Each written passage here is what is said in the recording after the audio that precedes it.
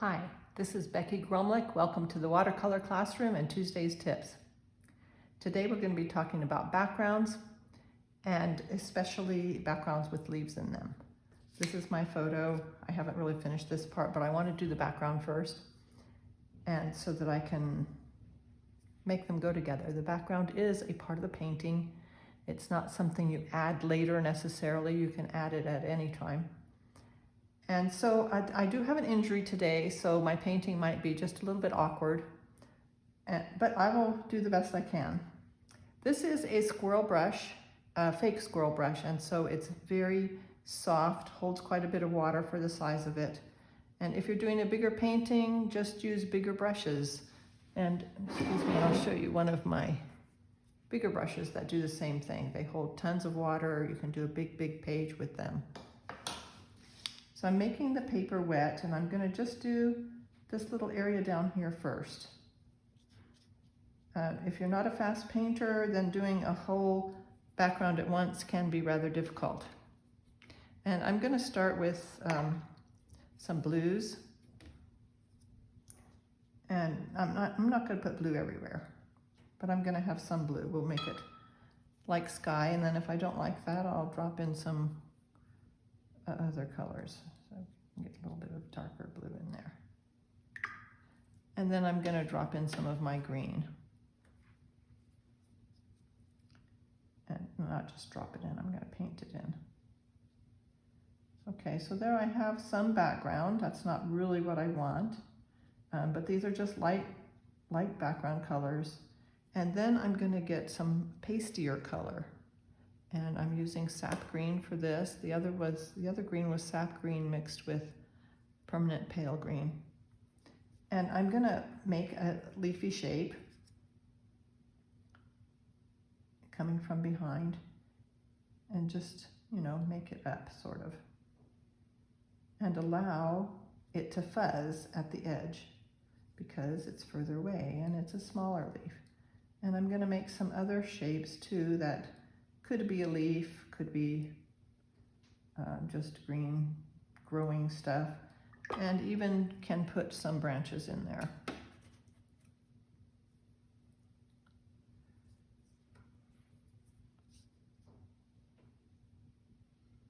And then it gets fuzzy and it makes it look far away. And then at the end, if I think that it's too splotchy looking and makes too much detail, then I can go back in and make the tones more even, or even just go over it with a wash. Okay, do this little area next. And I want the areas to match each other to some degree, not that they have exactly the same shapes, but they have the same value. So if you suddenly are going behind a leaf and it's very dark here and then all of a sudden it's very light there, then it doesn't look like background. It looks like some more foreground of some kind.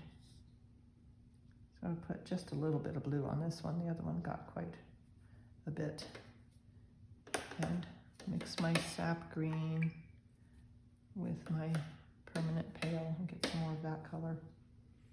And if it spreads too much and seems too wet, you can just dab it with a paper towel.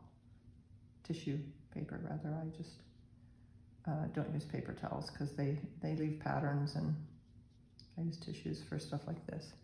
Okay, now I'm going to get my color that's more solid, and I'm going to continue with, this here, whatever it was, onto this side. Maybe it'll be a leaf too. It'll be a shape. And rinse that and get some more of the indigo.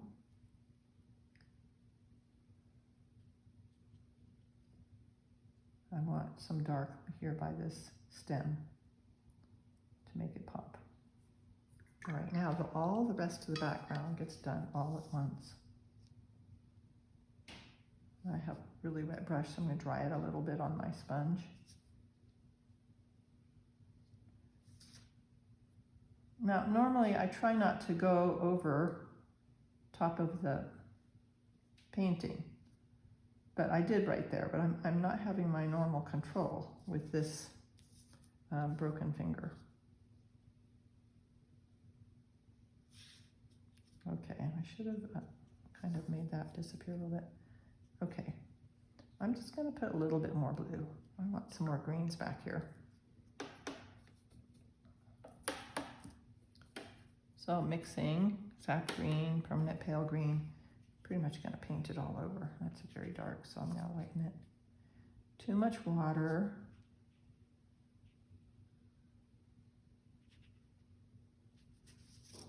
And I do want it to go right against that leaf. And then when I'm all done, I will go back and make sure that I didn't lose, like this leaf, you know, it's a more detailed leaf. I don't want to lose that leaf into the background. And so I'll do what I need to get it back using darker or lighter values. Okay, so there we just have a touch of blue. And I'm going to bring this green over here, straighten up that edge a bit, so that there's more green over here. I like that better.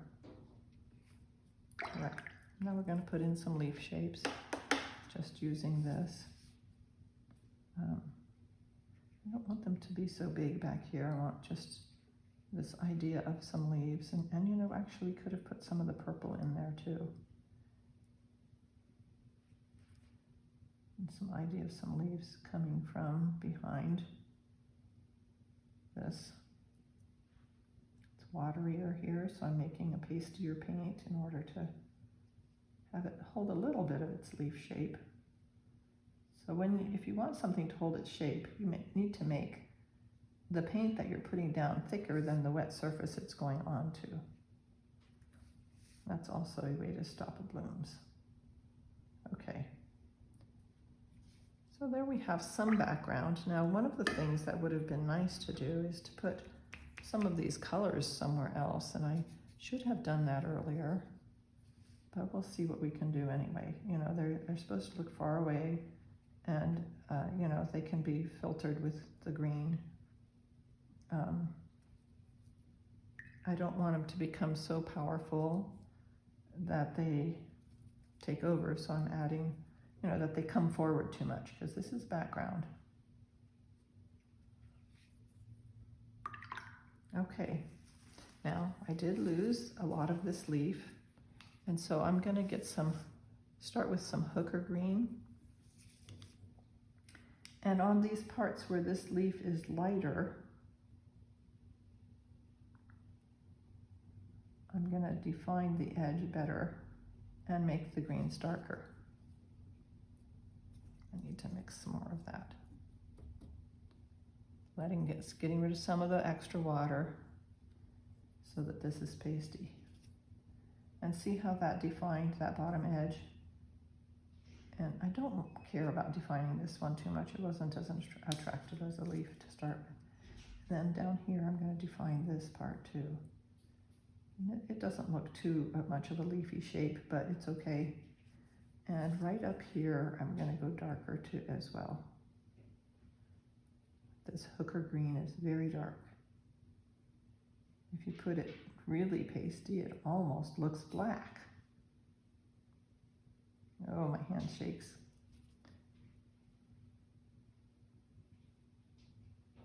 Okay, now some more dark in this area.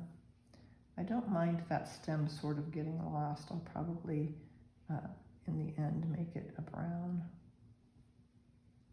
So now we have leaves in front of leaves, and then just some darker stuff. And get it dark around this part where these petals are light too.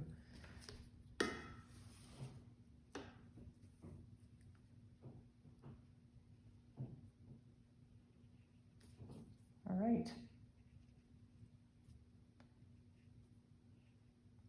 I will do some touching up to this as well.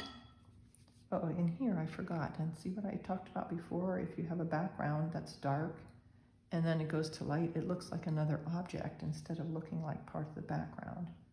So we need to get some dark into here as well, just to make it match with the other background. And since it says little space, I'm just gonna pretty much make the whole thing go darker.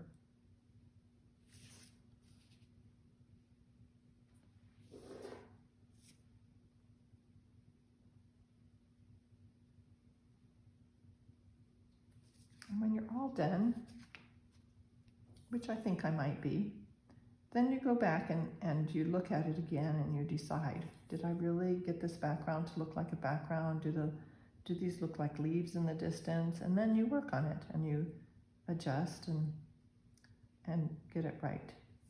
And the front picture on the video will be of it after I've tweaked it and worked on all those little kinds of details. Thank you for watching. If you liked my video, please subscribe and hit the bell if you want notifications. Thank you. Bye.